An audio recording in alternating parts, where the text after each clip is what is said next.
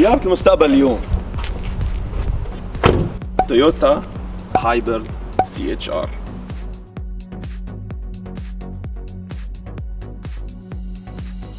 السيارة ذو الجيل الأول الجديدة كليا، سيارة المستقبل، لأنه السيارة اللي هي بكل بساطة كهرباء مع بعض الإقلاع من البنزين. حنحكي عليها بتفصيل بالمجمل.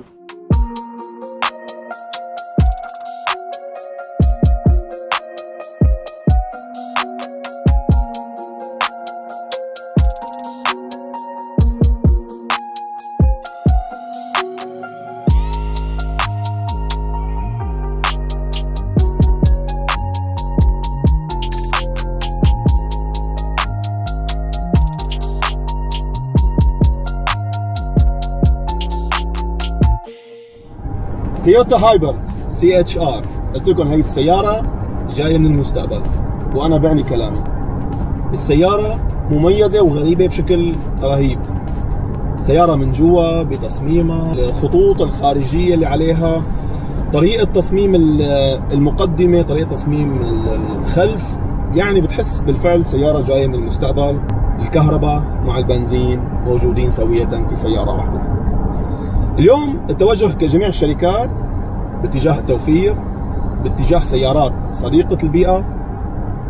هي السيارة متجسدة بهذه المقولة وبقوة. السيارة اعتمادها تقريبا 90% على الكهرباء، بالإضافة لمحرك البنزين اللي موجود فيها.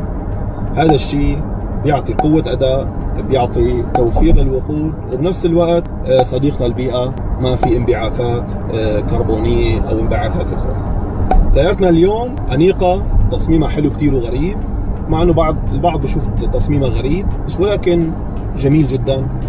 ومهندسين تويوتا اشتغلوا عليها شغل مرتب، ومبين فيها شغل هندسي، شغل تصميمي متعوب عليه. السيارة اليوم موجودة بأوروبا بثلاث محركات: محرك 1.2، ومحرك 1.8، ومحرك 2.0 مثل اللي معنا اليوم 2.0 أو 2000 سي سي. هي السيارة تجي بمحركين مع بعض موجودين. محرك كهربائي موجود تحت المقاعد الصف الثاني مع بطاريات ب 180 خلية. هذا المحرك بيشتغل بالبداية بالإقلاع لحين الوصول لسرعات عالية، أو بيشتغل بالكامل لما نحن بنكبس زر الإيفو مود. الإيفو مود بتشغلها بطريقة كهربائية بالكامل دون الحاجة لمحرك البنزين. حسب تجربتنا للسيارة عدة أيام، السيارة على الكهرباء فقط سيارة ضعيفة جدا، يا دوب تشيل حالها، خاصة مع تشغيل مكيف. بالإضافة مع المحرك الكهربائي بيجي المحرك البنزين اللي هو 2.0 مثل ما تحدثنا قبل شوي، 2000 سي سي، بيعطينا قوة حصانية مقدارها 90 PS أو 90 حصان. المحركين مع بعضهم تعطونا مهم بقوة إجمالية بعد صافي الهدر 184 حصان. ركزوا معي، 184 حصان، قوة ما سهلة. اللي بيميز سيارة CHR هايبرد نظام التعليق والثبات، شغالين عليه مهندسين تويوتا بشكل قوي. سيارة CHR هي الكومباكت هاي رايد، فيما معناه السيارة دائما بتعني سيارة الكومباكت كروس اوفر، سيارة كروس اوفر صغيرة.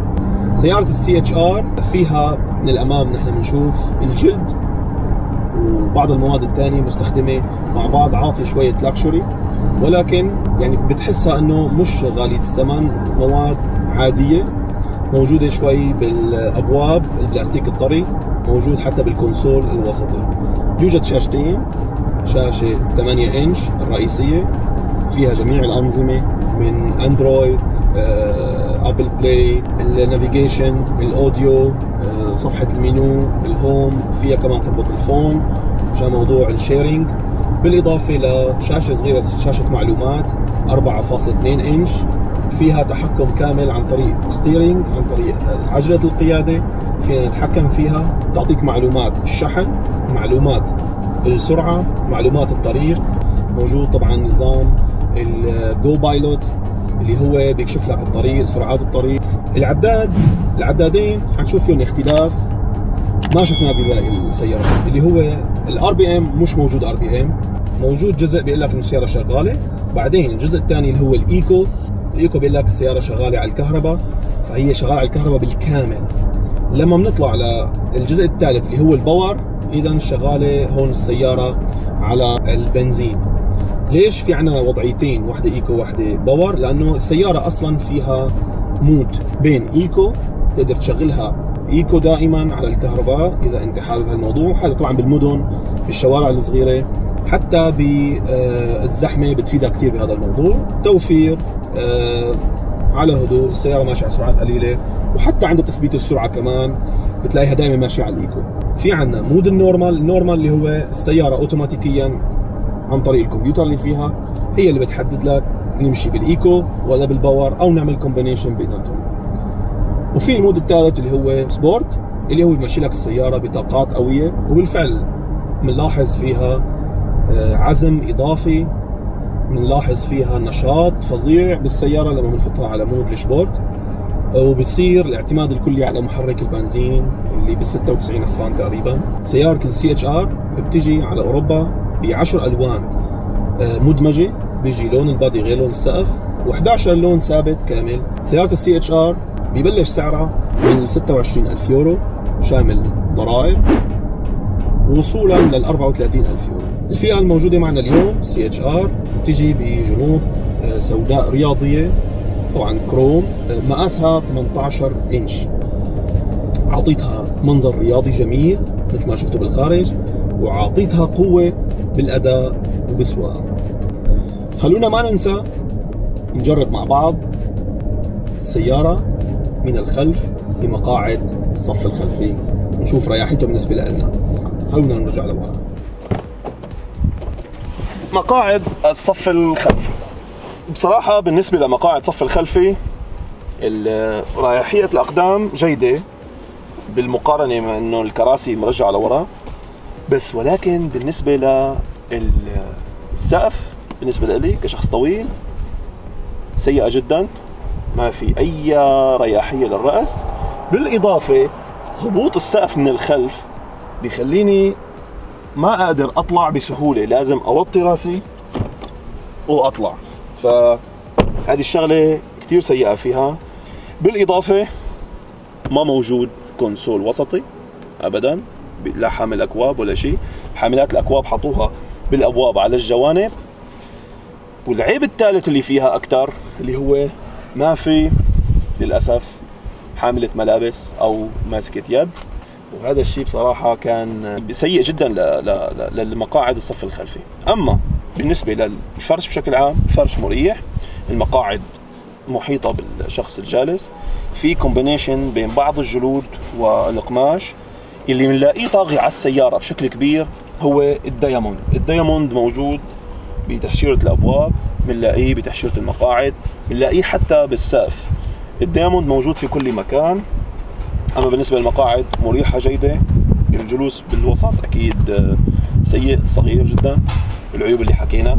بالإضافة لأكبر عيب موجود بالسيارات وخاصة مع وجود الحرب حتى بالبلاد الأوروبية، عدم وجود فتحات تكييف بالخلف، وعدم وجود فتحات كهرباء أو USB أو حتى 12 فولت. بالسي اتش ار ما فكروا أبدا بالشخص اللي جالس بالخلف للأسف. نرجع للأمام لنتابع تجربة سيارتنا. يلا. بالعودة للأمام، الرؤية جدا واضحة، الزجاج كبير، المرايا واضحة.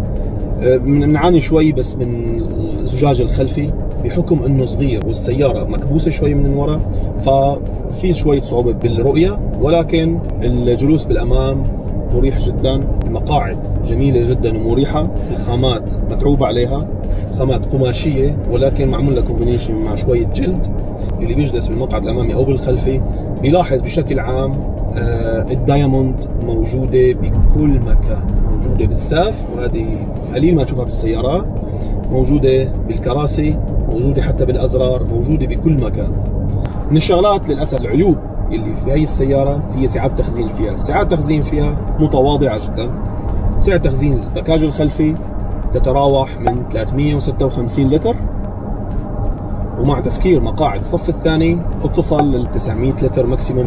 هي السعة بصراحة بنشوفها نحن شوي قليلة، خاصة لعائلة يا دوب 9 شنطاية وبعض الأغراض، فللأسف منا كبيرة وغير مجدية. بالإضافة مسكة الباب عند الإغلاق صعبة جدا للإغلاق، فبتلاقي صعبة جدا طريقة مسكها بالمقلوب، وحتى ممكن تضرب بالراس بأي وقت، ففيها شوية عيوب بهذا الموضوع. بالنسبة لوسائل الأمان، السيارة طبعا فيها ايرباجز موجودة بكل مكان، 8 أكياس ايرباجز موجودة بأماكن مختلفة، سواء بالأمام، بالستيرينج، بالأعمدة الجوانبية، بالخلف، موجودة بكل مكان.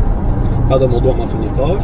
وموجود حتى أيضا موضوع الأسيستنت بين الخطوط، تعطيك إنذار أول ما نبلش نقرب على أي خط، بيجينا زمور إنه ارجع لمكانك. رادار أمامي موجود، رادار خلفي موجود، حساسات موجودة أمام وخلف طبعا، كاميرا خلفية موجودة، دقة عادية مش ولا بد ولكن موجودة.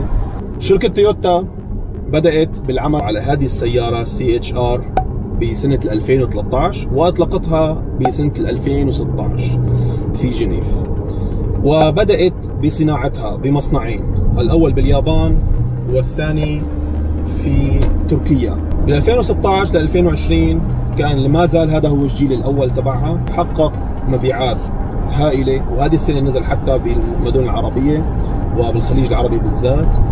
فيها عيبين: واحد، الإزعاج الهواء الخارجي والعزل فيها سيء جدا للأسف.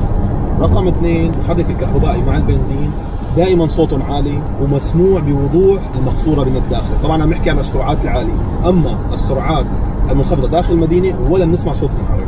سيارتنا اليوم 2.0 بنزين، ولكن مع وجود المحرك الكهربائي بتصرف فيما يقارب 5.4 لتر كل 100 كيلو، وهذا رقم خيالي، هذا رقم توفيري جدا. سماكم صوت الشبورت عليها.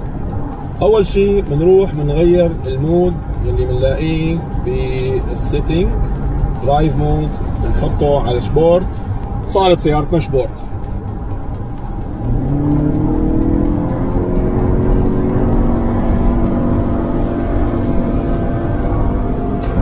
انطلاقتها رهيبة، هي من الكهرباء، هي من السبورت مود. هذا بدنا نسأل شي مهندس بتويوتا. الإنارة الأمامية كلها LED ذكية، تتبع الحركة طبعا مثل كل السيارات موجودة. للأسف بالإضاءة الخلفية لساتها هالوجين، ما زالت هالوجين، مع إنه سيارة ذكية من المستقبل وما زالت الإنارة الخلفية هالوجين. هذا يعني شوي ضعف، مع إنه الشكل جميل جدا من الخلف. الإضاءة التضاد بالوسط عطت إضافة كثير حلوة. في فتحات العدم الوهمية جميلة ولكن يوزلس، ليس لها استعمال. الشكل بشكل عام جميل جدا، خاصة الجناح الخلفي. الجناح الخلفي اشتغلوا فيه شغل فظيع، عاطيها يعني جمالية رهيبة.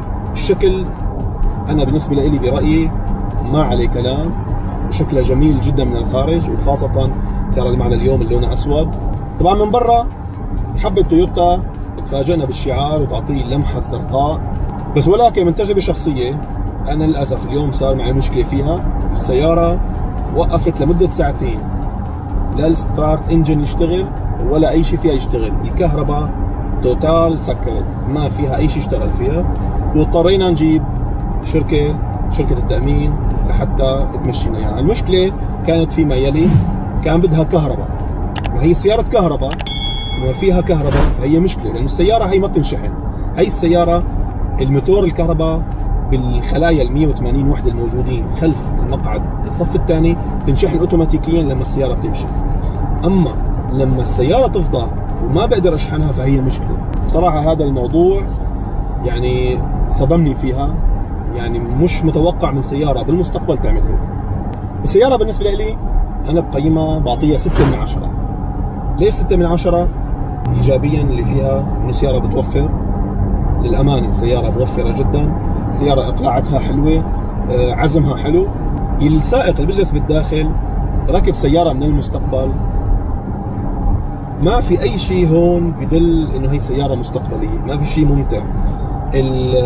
الشاشه نظامها قديم جدا ومعقد، وحتى في تصغير للنافيجيشن، في تصغير لكل شيء، وفي مساحات ضايعه بشكل رهيب.